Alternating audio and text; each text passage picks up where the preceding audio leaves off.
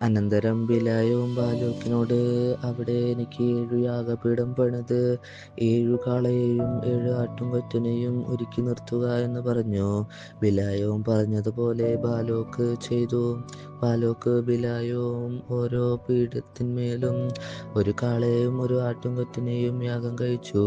പിന്നെ ബിലായും ബാലോക്കിനോട്, നിന്റെ ഹോമയാഗത്തിന്റെ അടുക്കൽ നിൽക്കുക, ഞാൻ അങ്ങോട്ട് ചെല്ലട്ടെ. പക്ഷേ യഹോവ എനിക്ക് പ്രത്യക്ഷനാകും, അവൻ എന്നെ ദർശിപ്പിക്കുന്നത് ഞാൻ നിന്നോട് അറിയിക്കും എന്ന് പറഞ്ഞു.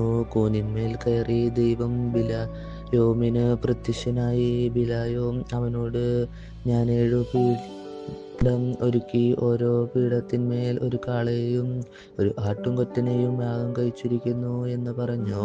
എന്നോറെ യഹോവ ഒരു വചനം ബിലായോമിന്റെ നാവിന്മേൽ ആക്കിക്കൊടുത്തു. നീ ബാലോക്കിന്റെ അടുക്കൽ മടങ്ങിച്ചെന്ന് ഇപ്രകാരം പറയണമെന്ന് കൽപ്പിച്ചു. അവൻ അവന്റെ അടുക്കൽ മടങ്ങിച്ചെന്ന് അവനു, മോവാബ് പ്രഭുക്കന്മാർ എല്ലാവരും ഹോമയാഗത്തിന്റെ അടുക്കൽ നിന്നിരുന്നു. അപ്പോൾ അവൻ സുഭാഷിതം ചൊല്ലി തുടങ്ങി. ബാലോക്ക് എന്നെ ആരോമിൽ നിന്ന് മോവാബ് രാജാവ് പൂർവ്വ പർവ്വതങ്ങളിൽ നിന്നും വരുത്തി. ചെന്ന് യാക്കോബിനെ ശപിക്കുക, ചെന്ന് ഇസ്രായേലിനെ പ്രാകുക എന്ന് പറഞ്ഞു. ദൈവം ശപിക്കാത്തവനെ ഞാൻ എങ്ങനെ ശപിക്കും? യഹോവ പ്രാകാത്തവനെ ഞാൻ എങ്ങനെ പ്രാകും? ശിലാഗ്രഹങ്ങളിൽ നിന്ന് ഞാൻ അവനെ കാണുന്നു, ഗിരികളിൽ നിന്ന് ഞാൻ അവനെ ദർശിക്കുന്നു. ഇതാ തനിച്ചു പാർക്കുന്നവരും ജനം ജാതികളുടെ കൂട്ടത്തിൽ എണ്ണപ്പെടുന്നതുമില്ല. യാക്കോബിന്റെ ധൂളിയെ ആർക്ക് എണ്ണാം? ഇസ്രായേലിന്റെ കാലശത്തെ ആർക്കു ഗണിക്കാം? ഭക്തന്മാർ മരിക്കും പോലെ ഞാൻ മരിക്കട്ടെ എന്ന് അവസാനം അവൻ്റേതുപോലെ ആകട്ടെ. ബാലോക്ക് ബിലായോമിനോട്, നീ എന്നോട് ഈ ചെയ്തത് എന്ത്?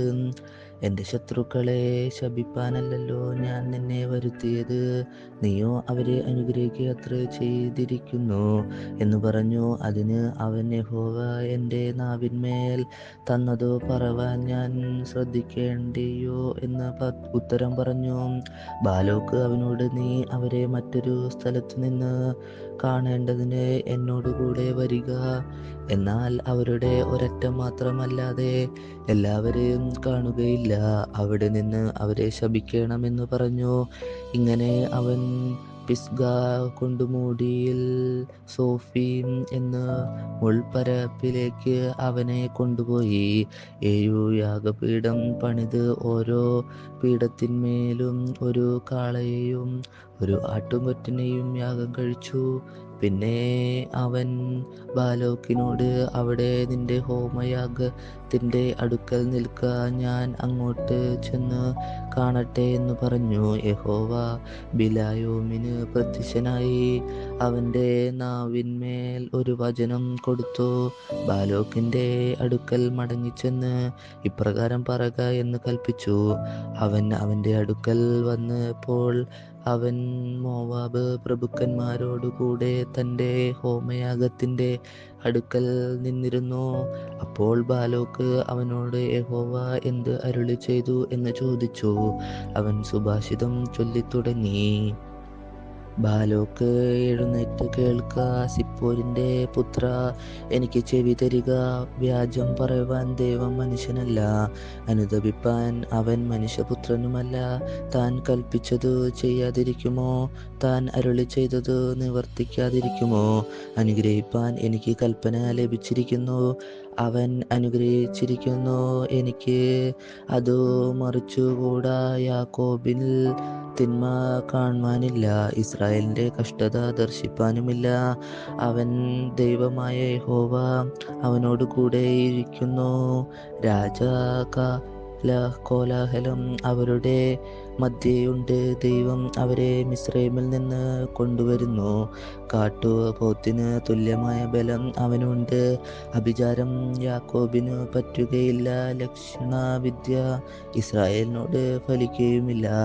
ഇപ്പോൾ യാക്കോബിനെ കുറിച്ചും ഇസ്രായേലിനെ കുറിച്ചും ദൈവം എന്തെല്ലാം പ്രവർത്തിച്ചിരിക്കുന്നു എന്ന് പറയാവൂ. ഇതാ ജനം സിംഹിയെ പോലെ എഴുന്നേൽക്കുന്നു, ബാലസിംഹത്തെ പോലെ തെളിഞ്ഞു നിൽക്കുന്നു. അവൻ ഇര പിടിച്ച് തിന്നാതെയും സിംഹന്മാരുടെ രക്തം കുടിക്കാതെയും കിടക്കുകയില്ല. അപ്പോൾ ബാലോക്ക് ബിലായോമിനോട്, അവരെ ശപിക്കുകയും വേണ്ട, അനുഗ്രഹിക്കുകയും വേണ്ട എന്ന് പറഞ്ഞു. ബിലായോം ബാലോക്കിനോട്, യഹോവ കൽപ്പിക്കുന്നതൊക്കെയും ഞാൻ ചെയ്യും എന്ന് നിന്നോട് പറഞ്ഞില്ലയോ എന്ന് ഉത്തരം പറഞ്ഞു. ബാലോക്ക് ബിലായോമിനോട്, വരിക, ഞാൻ നിന്നെ മറ്റൊരു സ്ഥലത്ത് കൊണ്ടുപോകും.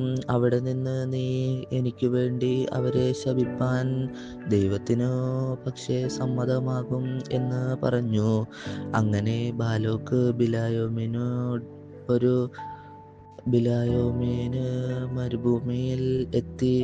എതിരെയുള്ള പോയോർ മലയുടെ മുകളിൽ കൊണ്ടുപോയി ബിലായോം ബാലോക്കിനോട്, അവിടെ എനിക്ക് 7 യാഗപീഠം പണിത് 7 കാളയെയും 7 ആട്ടുംകൊറ്റനെയും ഒരുക്കി നിർത്തുക എന്ന് പറഞ്ഞു. ബിലായോം പറഞ്ഞതുപോലെ ബാലോക്ക് ചെയ്തു.